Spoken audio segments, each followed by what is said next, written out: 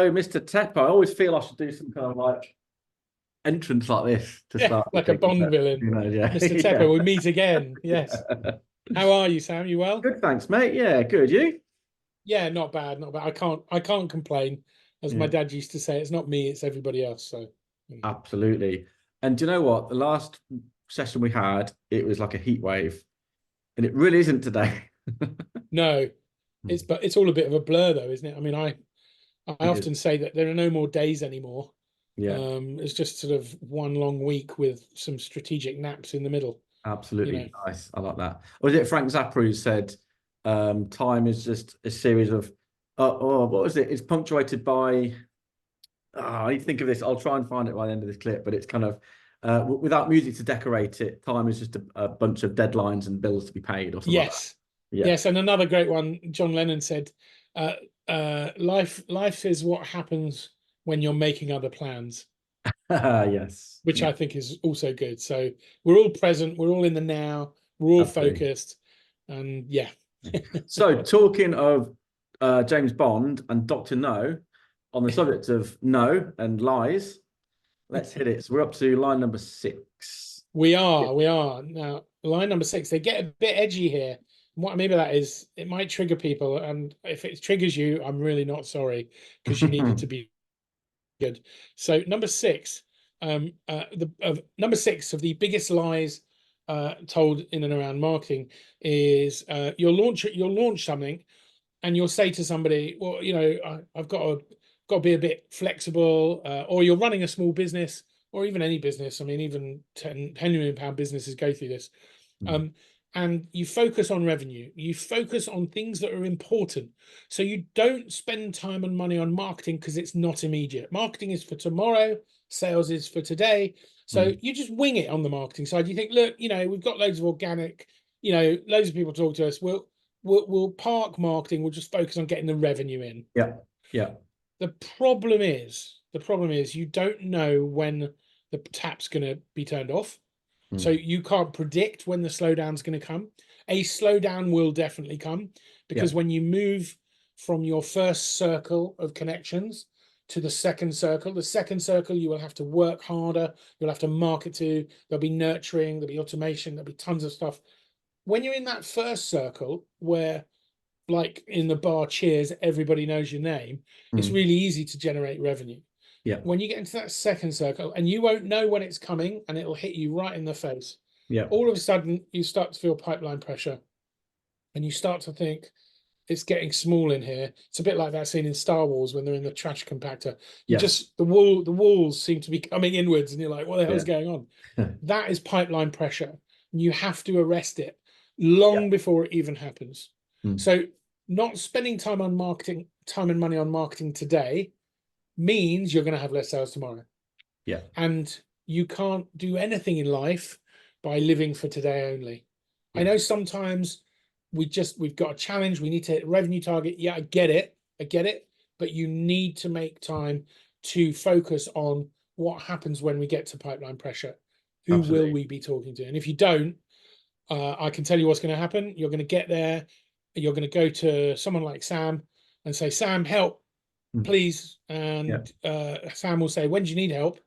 And D-Type are amazing, but they can't flick a switch and make it all better by tomorrow. Nobody can do that.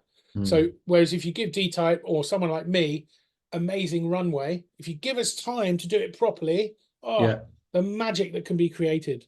And the Absolutely. opposite is also true. If you give us no time, what do you expect us to do in no time? 100%. Do you know So that's what? the We've sixth one. gone Go on. from in quite well, yeah, in the last year or so, we've gone from being a bit shoot from the hip in marketing, doing we've had Yeah, yeah. marketing going out there, but now I've ramped it up.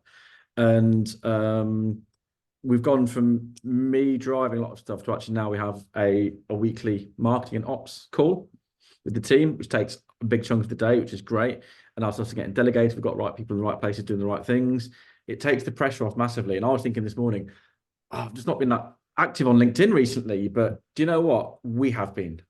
Yes. That's good. Yes. And I need to do more myself again. You always have little peaks and troughs with it, but Well, you can always do more. Look, let's yeah, face it. yeah, If you've got a spare hour, you can always go and spend it on LinkedIn. yeah, But again, again, it's letting go. It's having confidence in the people around you. It's having confidence in your processes and your frameworks, your structures, your methodologies. Yeah. And it's also, it's what we were talking about just before we hit record. It's also the message you want to send to your customers. Either you're in, you know, either in sales pressure mode or you're in service pressure mode. And sales pressure mode is the kind of place, and we've all been there. I just need to get something in. I've got to hit the phones. I've got to be a bit rapacious. I've got to sell, sell, sell. You Yeah. know, everyone's experienced that. But the problem is your customers can feel it. Yes. And nobody wants to work with somebody who's pure sales all the time, because Yeah. I need to be served. If I'm your client, I Yeah. want service. I don't care about your sales problem. I care about the service problem. And so Yeah. if you pull yourself out of service pressure into sales pressure, it's not going to go well for your customers either. So Absolutely. yeah. Yeah. I was just saying this just last week with a client and friend of mine who's, what a difference it makes when you don't need the sale. You know, Oh my God. The what best a business difference. I've ever done is when I didn't need the business. Oh, it's the Yeah. best business in the world, because you can be picky, you can choose the work, you can choose the people you work with, you can choose the rates you work for, you choose all of it. I mean, Absolutely. Yeah. happy days. Oh, the alternative is unthinkable, isn't it? Where you're It is. saying It yes is. to everything for low margin, Yeah. and where the people aren't nice and pleasant to work with. Oh, I've been there, done Yeah. that. It's I don't killer. want the t-shirt. Absolutely. Absolutely. And like I was saying earlier, because we've got a good structure in, like the framework is in place now where has my camera frozen? I think it has. It Um, has. Or right. you're holding a very, very This still is my pose. catalog pose. Let's switch to this one. Yeah. Um, Is that so your blue steel? yeah, that's my favorite film of all time. That is, you Oh know, my God, it's brilliant, what a isn't it? film. Absolutely. Anyway, yeah. So rather than me micromanaging everything, looking at everything, we've built the trust and the framework in that we know stuff can go out. So we've set a formula whereby if it satisfies three of these six things, it can go out as our content. Yeah. So it Yeah, yeah. just enables the team to get out there and do things, and it makes such a difference. You know, Do you know, there's less it blockers in a way. it makes all the difference, because I know of another organization where there's a lot of bottlenecks. And what bottlenecks really mean is I don't trust my staff. Right. When there's a bottleneck, what you're saying to the people around you is you're not good enough to do this without absolute supervision. And I'm sorry, but that's not the future of business. You No. need to work with people and trust them. You know, I'm sure the people you work with have trust of you, and you have trust of them, and you enable them to make decisions. Anything else is just, you know, one way, top down leadership. It doesn't work It's anymore. Sorry. painful. Yeah, doesn't work. Especially in marketing, where you want to free people to be creative, you know? That's it. Yeah, and I think it's, you know, it's getting everyone on the same page with that, right? And this is why I love our weekly meetings now, because we just buzz off them. We get more and more Oh ideas, yeah. things, Oh and yeah. because we've set such a tight, not a tight parameter, we've set a clear parameter. Yeah. That's the key, I think. You know, we've got wiggle room. I always think back to, you know, when we do brand guidelines, it's a guide. It doesn't have to be Yeah. front Yeah. and center. As long as Yeah. it Yeah. follows a certain structure, it's okay. You know, you can go have a different font for a certain campaign, or, you know, that kind of thing. So yeah, Yeah. yeah, Yeah. Rules are made to be broken anyway. So, absolutely. But you got to know the rules. especially brand guidelines. Yeah. Yeah. Absolutely. Yeah. But again, it's what you can stand up. It's what makes sense. You know, your brand guidelines, absolutely sacrosanct and biblical though they should be. When Yeah, it comes to Halloween, you know, if there's no green in the palette, well, it's Halloween. There's got to be green and orange. So you might have to go outside the brand guidelines. But what absolutely. you would do if you were working with D-Type, you'd speak to the D-Type team and say, in a month we want to do something for Halloween. We don't have green or orange in our palette. Help. How do we, you know, how do we create Yes, spooky colors with the colors we've got? Because then, you know, you can adapt and adjust. absolutely. It's all about runway. I will absolutely draw the line there, putting a Santa's hat in your logo for Christmas. Yeah, I mean, the swings and roundabouts there. But some people will swear by doing that all the time. You know, the only people who've got away with that are Google. Really, the only people who've managed to personalize events are Yeah, Google, and they changed the logo, and that's epic. And it's been epic for 20 years. They've been doing that. You know, but I think that the difference there is they've made it their thing. yeah, It's, they invented it. yeah, exactly. They were the first Yeah, people to do anything like that. And I yeah, think, you know, the rest of us, I don't see the point of putting a Santa on or a bit of snow. I just don't. no, I think maybe back in sort of 1998, you know, when you used to get, you know, when you get in the early days of the internet, you get a little, under construction little yellow black animated Yeah, GIF. yeah. Those were the days where, you know, Santa hats were appropriate. You Yeah, know. or making it snow. What? You can make it snow on the screen. Like. Oh, yeah, yeah. And we've done I them. remember. We've I remember the begrudgingly done first time. Yeah, I mean, look, it happens, and sometimes it's appropriate, but them. yeah, I think it does get used rather liberally. Absolutely. So that is a great wrap up there, I think, Al. What I was going to ask you, I'd like to finish on a question. So I Yes. think this will be particularly interesting because we have, it's about bringing team dynamics together. All right. Right. For the best results, I think, with these. So if you were to have any three people dead or alive at a dinner party, Oh, who would you have? oh my God. Any three people, dead or alive? Uh, well, I suppose the first three people who come to mind are sort of, you know,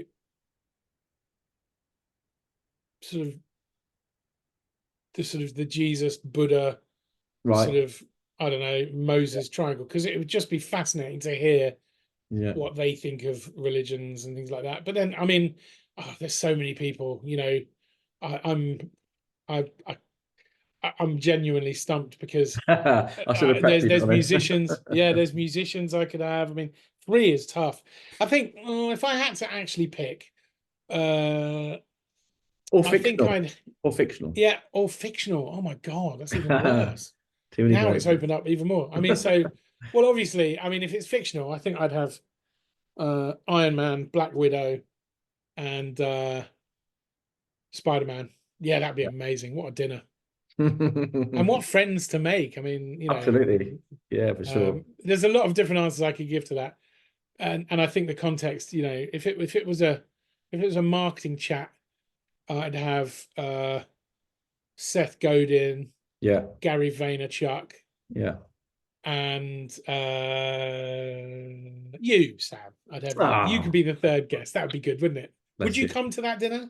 I Seth would. Godin, Gary Vaynerchuk, me Absolutely. and you. That'd be brilliant, wouldn't it? I would. Have Absolutely. to see Hey, if we well, can at make it least happen. at least a few of us will be ball wearing glasses. So, it's Well, that's right. That's right. We could start a boy band on that basis alone. Yeah, absolutely. if Vaynerchuk will have hair, he'll be the odd one Yeah, he'll out. be the So one out. yeah, Yeah.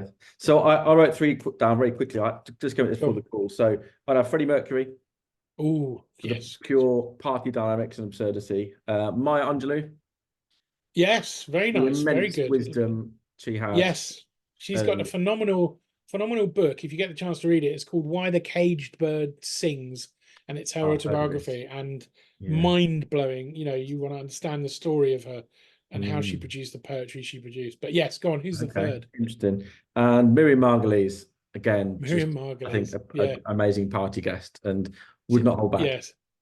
So, I've been to see her live. I went to see her yeah. live a couple of years ago. I'm not sure I would now, but Mm. she's just so rude. She just very rude and farts at will. So it's Yeah, impossible to be around some old granny who behaves like that and not find it amusing. absolutely, absolutely. But yeah, she's a real character, that's for sure. Nice. Thanks as always, Al. Much appreciated. My pleasure. Thank you for having me. So people getting in touch with you, how do they find Mr. Tepper? Well, genuinely, the simplest thing is type my name into Google and find me on LinkedIn. That's the best place. Message me, tell Mm. me who you are, tell me what you do. I'd love to find out about all of you, every single one of you listening. I'm a people person. So come at me, people. Tell me who you are, tell me what you need, and you never know what might happen. We'll put links in with the notes as well. And it's Alan Tepper on LinkedIn, isn't it? Well, yes, Like but call me Al. Call me Al. It's only Alan Tepper for the LinkedIn for verification the verification, process, yeah. which is annoying because, you know. This is why I'm not verifying myself on LinkedIn, basically. Well, but I'll tell you what, I reckon there's a 60% bump in traffic when you do. Do you reckon? Well, 60% profile view. Yeah, I've seen a significant uptick in profile views. Interesting. Well, I've changed my name once in my life. I could always change it again. Well, it's whatever's on your passport. That's what they want. That's why I had to change it to Alan. Yeah. But I think LinkedIn are doing. I think we're going to see more and more of this because it's the only way to get rid of spammers. You know, Okay. you just force them to verify because basically it's now a mark of authenticity for me. If Yeah. somebody's got a verified account on LinkedIn, I know they're real. If somebody, so it won't be long before we slip over to the point where if you have an unverified account, the default is you're not real. Right now, So I think they're building a standard there. So get Yeah. ahead of it. Don't wait till it's mandatory, because I'm sure I'd be very surprised if at a certain point, Yeah. LinkedIn could make themselves the best social network overnight if they got rid of all the spammers. Yeah. And all they have to do is force verification to do it. Yeah. So there you go. Nice. And thanks, Al. I'll catch you next time, buddy. All right. Cheers. Thanks. A bit.